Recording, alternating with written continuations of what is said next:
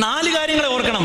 മനുഷ്യനൊരു മരണമുണ്ട്, മനുഷ്യനൊരു ന്യായവിധിയുണ്ട്, മനുഷ്യന് മോക്ഷത്തിനൊരു അവസരമുണ്ട്, മനുഷ്യനെ കാത്തൊരു നരകവും ഇരിപ്പുണ്ട്. ഇത് ജീവിതത്തിൽ ബോധ്യം. അതുകൊണ്ടാണ് അദ്ദേഹം കല്ലറ കെട്ടി അതിന് മേല് കട്ടിൽ കൊണ്ടുവന്നിട്ട് മരണത്തെ ഭയക്കാത്തൊരു മുഖം ജീവിതകാലത്ത് സാധ്യമാക്കിയ ഒരു പിതാവ് നമ്മുടെ കാലത്ത് ജീവിച്ചിരുന്നു എന്ന് പറയുന്നത് അഭിമാനം മാത്രമല്ല, നമ്മളെ പ്രോജ്വലിപ്പിക്കേണ്ടുന്ന ഒരു കാര്യം കൂടിയാണ്. ആ പരിശുദ്ധ പിതാവ് പറയുന്ന ഒരു ഭാഗം ഇതാണ്: മരണത്തെക്കുറിച്ചൊരു ബോധ്യം ഉണ്ടാകണം. നമ്മൾ എപ്പോഴേലും ചിന്തിക്കുന്നുണ്ടോ മരണത്തെക്കുറിച്ച്? 35-ാമത്തെ വയസ്സിൽ ഞാൻ സന്തുഷ്ടനാ, തിരികെ പോകുന്ന വഴി വണ്ടിയടിച്ച് മരിച്ചു പോയാലും ഞാൻ പറയും ഐ എം ഹാപ്പി. എന്തുകൊണ്ടാ?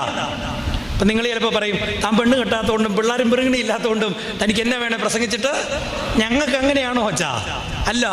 ഏത് മനുഷ്യനും വളരെ അൺസർട്ടൺ ആയിട്ടിരിക്കുന്ന ഒരു സത്യം ഏതാണെന്ന് ചോദിച്ചാൽ അത് മരണമാണ്. അവിടെ എന്ത് ചെയ്യണം? ഈ ബോധ്യത്തിൽ ജീവിതത്തെ എപ്പോഴും